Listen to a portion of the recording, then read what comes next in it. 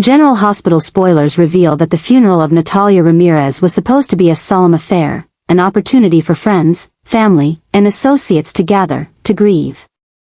And to honor the woman who had, in her quiet way, become a poignant thread woven through the fabric of Port Charles. But what unfolded that day at the church was far from peaceful. In fact, it was the beginning of something far more sinister, a cascading chain of chaos that would ripple through the town with explosive consequences. From the early hours of the morning, an eerie energy hovered in the air. The sanctuary had been meticulously prepared, with white lilies and flickering candles arranged in neat rows. The choir practiced their mournful hymns, and the ushers murmured final instructions under their breath. But underneath the surface calm, a tension simmered, one that no amount of decorum could suppress. For those who had been paying attention, signs of an impending storm had been gathering for days. And it was all about to break loose at Natalia's final farewell. Sidwell's influence had long been a shadowy threat in Port Charles, but at Natalia's funeral, it transformed into a weaponized presence. Sidwell, never one to confront directly when he could manipulate from the margins, had orchestrated a masterstroke of disruption. Rumors had whispered through town that he was planning something, but the scale of it had not been fully grasped. Until now. As mourners filled the pews and hushed organ music filled the hall, Sonny entered the sanctuary under the watchful eyes of both friends and foes. His presence was not just symbolic, it was incendiary. For Marco Rios, Natalia's cousin, embittered and on the edge, Sonny's arrival was salt in a fresh wound. Marco had long believed that Sonny, directly or indirectly, had a hand in the spiraling events that led to Natalia's death. And now, with Sidwell fanning the flames of that rage, Marco was no longer just mourning, he was weaponized. The funeral service began in relative calm. But it was only a matter of time before the undercurrent surfaced. Jason Morgan sat near the back, alert and unusually tense. He had received vague intel that something was going down during the funeral, but the details had been scarce. Drew Kane, too, had taken a position in the wings, eyes darting constantly. His phone vibrating with coded updates every few minutes. They knew Sidwell was pulling strings, but how many, and who exactly he was pulling them on, remained unclear. It started with whispers. Then a loud murmur. And then, an eruption. As the priest spoke a final prayer over Natalia's coffin, Marco suddenly stood, his face twisted in barely suppressed fury. He accused Sonny of hypocrisy. Of pretending to grieve while profiting from violence that had bled into Natalia's life. His voice echoed violently through the sanctuary, causing heads to turn, some in alarm, others in quiet agreement. Sonny remained seated, his expression unreadable, though his body language shifted just slightly, ready to react. But before Marco could escalate further, a series of sharp sounds pierced the air, commotion outside the church doors. The doors slammed open, and several masked figures barged in, chaos in their wake. Screams erupted. Pews overturned. Candles fell, shattering against the marble floor, setting fire to the decorative cloths draped across the altar. In mere seconds, Natalia's funeral transformed from a quiet remembrance into a battlefield. It wasn't just an outburst of grief. This was planned. This was Sidwell. Sonny sprang to his feet, instinct taking over. Jason was already moving, shielding civilians while trying to get a line of sight on the intruders. Drew joined in, pushing people toward the exits while scanning for anyone who might be part of the distraction rather than the solution. The smoke from the small fires thickened quickly, obscuring vision and making everything more volatile. Amid the chaos, Marco disappeared, whether dragged into the fray or fleeing for his life, no one could say. Lucas Jones was seen crying out for help, trying to reach someone amid the crowd, only to be pulled back by an usher just before a piece of burning scaffolding collapsed beside him. The church bells, programmed to toll for the solemnity of death, now rang out like an alarm for destruction. Outside, paramedics were on standby, unsure of what had happened. Police sirens echoed down the street. But by the time they arrived, most of the masked figures had already melted away into the smoke and panic. What remained were injured guests, smoldering furniture, and the shattered remains of what was meant to be a dignified farewell. And Sonny, central to it all, stood amidst the wreckage, eyes burning with fury and disbelief. This wasn't just an attack. This was a declaration. Jason approached him, bleeding slightly from a graze to the forehead but otherwise stable. "This wasn't random," he said, voice low. Sonny nodded. "Sidwell's making a move. And he chose this moment to send the message." The dangerous part wasn't the violence, it was the precision. Sidwell had known exactly when to strike and who would be there. And that meant someone had been feeding him information from inside. Anna Devane would later admit that Vaughn had long been on her radar, and now she was certain he was WSB. His presence at the funeral, standing by emotionless as it descended into chaos, had only confirmed her suspicions. If he was reporting back to someone, it wasn't just WSB, it might be a splinter group, or worse, a double-agent operation. The fallout began immediately. Carly Spencer, distraught and shaken, would confront Sonny later that evening, begging him to take the family and retreat to their private island. The streets of Port Charles were no longer safe, she argued, with Sidwell's reach extending into even sacred places like funerals. There was no place left untouched by danger. Simultaneously, Sasha Gilmore Corbin, who had witnessed the mayhem from the side of the sanctuary, found herself spiraling. She approached Nina later that night, shaken, and expressed her growing suspicions, not just about the incident at the funeral, but about Willow. Sasha couldn't shake the feeling that something in Willow's behavior didn't add up. That she was manipulating circumstances, subtly steering events behind the scenes. Sasha didn't have proof, yet, but the funeral had changed something in her. It had peeled back a layer. Willow, meanwhile, sensing pressure building, made a calculated move. She approached Nina with a desperate plea, not for forgiveness, but for silence.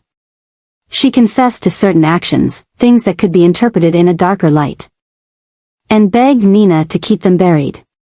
But Nina, reeling from the intensity of the day, was no longer sure she could. Elsewhere, Drew began executing a broader strategy, one that involved forcing Nina's hand in future negotiations, especially if she wanted to keep any remaining leverage she had in town. He suspected that Natalia's death and the funeral's chaos were only the first pieces of a larger plan, and he was preparing to meet it head-on. As for Jason, his instincts told him this wasn't over. Sidwell's escalation meant more attacks could follow. And if Natalia's funeral could be desecrated so easily, then nothing in Port Charles was truly sacred anymore. The memory of the funeral would linger long after the ashes were cleaned, and the pews replaced. For those who survived it, it became a grim turning point, a symbol that the rules had changed. That the enemy no longer played from the shadows but had stepped into the light, ready to scorch everything in his path. And Sonny Corinthos, once a man of iron resolve, now stood at a crossroads. Stay and fight, or vanish into the safety of exile while everything he loved teetered on the edge of collapse. One funeral, one fire, and a new war had begun. The fire at Natalia Ramirez's funeral wasn't just a tragic accident or a shocking disruption, it was a calculated act of terror. A symbolic ignition of war carefully orchestrated by the elusive and increasingly dangerous Sidwell. What had begun as a farewell to a fallen figure quickly descended into madness. But the most haunting revelation came not from the flames themselves, but from who remained trapped within them. In the haze of ash and chaos, it became clear that Sidwell's intentions had shifted. His strategy no longer focused on undermining Sonny Corinthos's criminal empire from afar, but instead aimed directly at those Sonny held closest, his family. The names alone were enough to chill Sonny's blood: Christina, Dante, Sasha, Michael. They were more than connections, they were pieces of Sonny's soul. Fragments of a life he had spent decades building, protecting, and sacrificing for. And now, those fragments were burning. In the moments following the initial blast, confusion reigned. Emergency crews struggled to break through collapsed beams and flaming debris. Outside, the stunned mourners shouted names, called out in vain to loved ones still inside, while smoke blackened the stained glass windows that once shimmered with the light of hope. Sonny stood rooted to the spot, unable to breathe, not from the smoke, but from the overwhelming realization that the attack had been personal. Christina had been helping an elderly mourner when the chaos erupted, and now she was trapped behind a wall of flame, separated from the exit she'd nearly reached. Dante, fiercely protective, had pushed past fallen timbers in an effort to find her, but with the ceiling buckling and flames licking the sanctuary walls, even he was running out of options.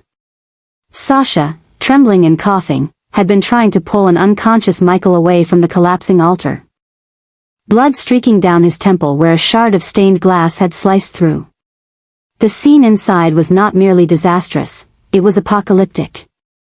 And yet, through the smoke and fear, Sonny could see it clearly. This was Sidwell's message. This wasn't a warning shot. This was the beginning of a full-scale assault on the very core of Sonny's life. In that moment, a terrible clarity settled over him. This wasn't about business anymore. It wasn't about territory or grudges or even revenge. It was about obliteration, erasing Sonny's legacy by destroying every person he loved and forcing him to watch it all crumble in flames. The fire had become more than an act of destruction.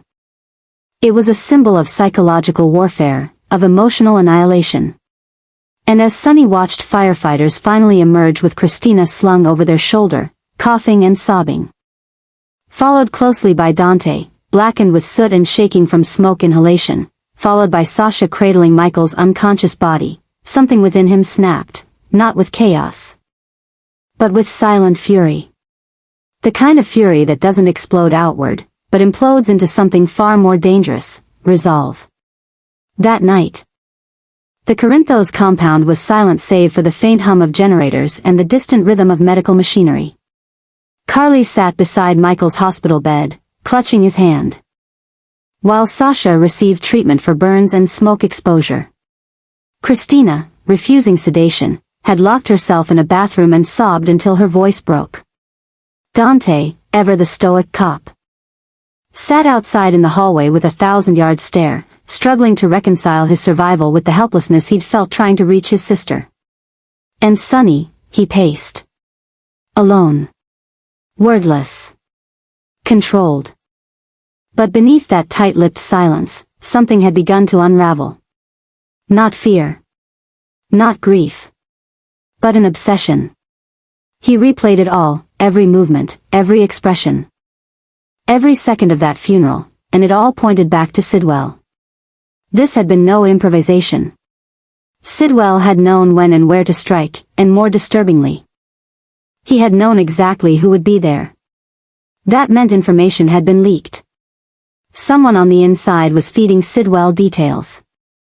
Sonny's walls weren't just under attack, they'd already been breached. The sense of exposure was overwhelming.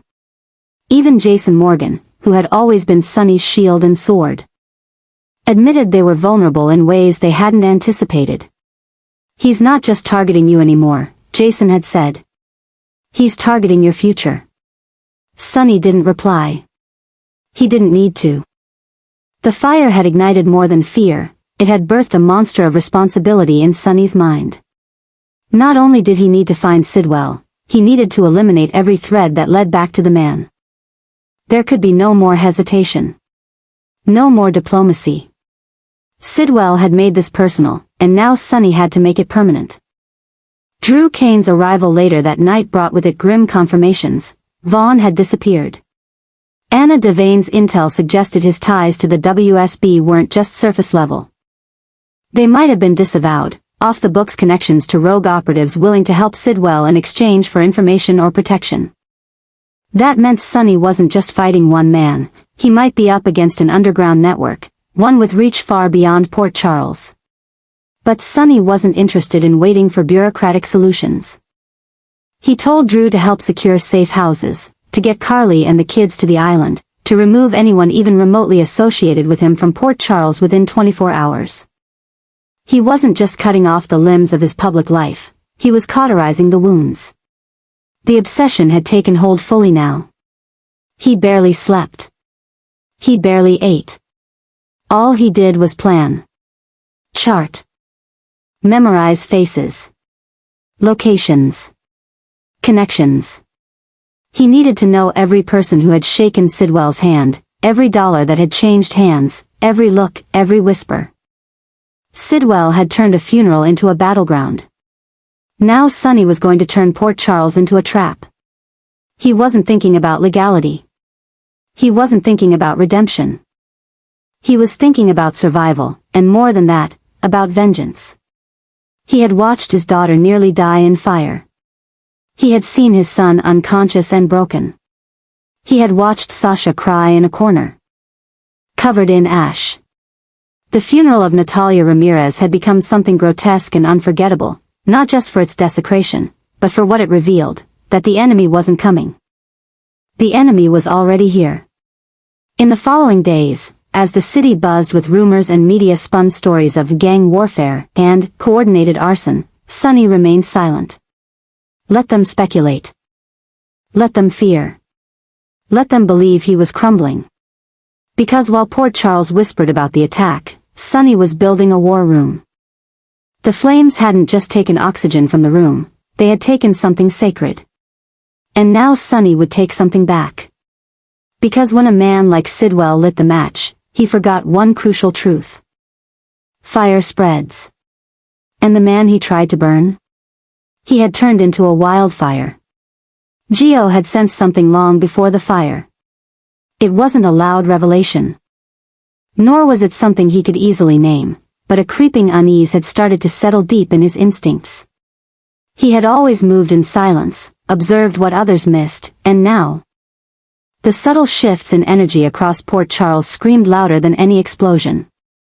There were conversations cut short when he entered a room. Messages passed in code through glances and breathless half-truths. People were walking like ghosts, haunted not by what had happened, but by what they feared was still coming. And Gio knew. He knew something terrible was unfolding beneath the surface, and it was spiraling out of control. The funeral had been the trigger, the brutal proof that the town's fragile balance had snapped. But what haunted Gio most wasn't the fire or the chaos, it was the precision. The surgical cruelty of the attack. Sidwell wasn't acting out of rage or impulse. He was crafting a legacy of destruction. Carefully laying down the bones of Port Charles one charred soul at a time. And the madness? It was spreading. Gio watched Sonny unravel behind closed doors. He saw the paranoia, the rage. The obsession taking root. He saw Jason burning out faster than anyone would admit, Sasha spiraling between numbness and hysteria. And Carly clinging to the illusion of safety like it was glass cracking in her hands. Gio didn't have Sonny's empire, Jason's history, or Dante's badge, but what he did have was clarity. And clarity, when the world goes mad, is more dangerous than any weapon. That clarity led Gio to the truth no one wanted to accept: Sidwell wouldn't stop. Not with Sonny. Not with family. Not even with the innocents. This wasn't a vendetta, it was a cleansing. And if someone didn't end it soon, there would be no one left to bury the bodies. That's when Gio made his decision. He wouldn't wait for orders. He wouldn't play by anyone's rules. He would stop Sidwell himself. It wasn't about heroism or vengeance, it was about breaking the pattern. Every step Sidwell made was a calculated loop of psychological decay: isolate, infiltrate, destroy. Gio knew he had to be the fracture in that loop. The one unexpected move that Sidwell hadn't predicted. He began tracing Sidwell's movements not through the obvious channels, but through the quiet ones, payouts that didn't make sense. Associates who had gone silent, patterns in behavior that reeked of manipulation. And the more Gio uncovered, the more he realized how deep the madness ran. Sidwell was using WSB remnants. Manipulating old operatives who had long gone dark. He was feeding them rage, giving them a new enemy, and wrapping it all in the illusion of justice. But underneath the rhetoric was rot, pure, calculated rot. What Geo discovered in those weeks wasn't just shocking, it was damning. Sidwell had a final plan, and it didn't involve destruction from the outside. It involved corruption from within. Geo wasn't just trying to stop a man. He was trying to stop a contagion. And that made the mission clear: Sidwell had to die. Geo moved quietly. He left behind notes, encrypted messages, contingency plans. He visited Trina one last time without saying goodbye, stood outside Sonny's compound for a long while without entering. He wasn't running. He was preparing for the end. Because Geo wasn't naive, he knew what it would cost. Sidwell didn't leave loose ends. And Geo was about to become the one thread that threatened to unravel the entire operation. He didn't expect to survive. He didn't plan for glory. He only planned for the ending. The confrontation came in the shadows, not in fire or spectacle but in something colder. Geo cornered Sidwell alone. In a warehouse off the waterfront, one of the places he knew Sidwell felt untouchable. There were no bodyguards. No backup. Just clarity against chaos. The confrontation wasn't cinematic. It wasn't poetic. It was raw, brutal, and silent. Geo delivered the fatal shot, but not before Sidwell returned fire. And in that final moment, as Geo collapsed, blood soaking through his shirt, he didn't think of pain. He thought of silence, true silence, the kind that follows when madness is finally severed from its roots. Hours later, Jason and Dante found his body. His message had already reached Sonny. "It's done," the note read. "But so am I." Sonny didn't speak. Carly broke down. Trina didn't believe it, until she did. The death of Geo wasn't just another body. It was the severed breath of the last clean hand in a war of shadows. His sacrifice wasn't just brave. It was brutal. Final. Absolute. In the weeks that followed, the town mourned quietly. The headlines spoke of an anonymous gunfight. The truth remained buried in grief. But those who knew, those who truly understood, knew this. Geo didn't die in vain. He died to stop a monster. He died so others wouldn't have to. And in his death, the madness finally lost its voice. Yet for Sonny, it was another ghost in an already haunted empire. Another name etched into the walls of his mind. Geo had saved them all. And in doing so, he left Sonny with something more terrifying than guilt. He left him with silence. And in Port Charles, silence is never empty. It echoes. It lingers. It reminds. Geo had been the last one holding the line between order and oblivion. And now that line was gone.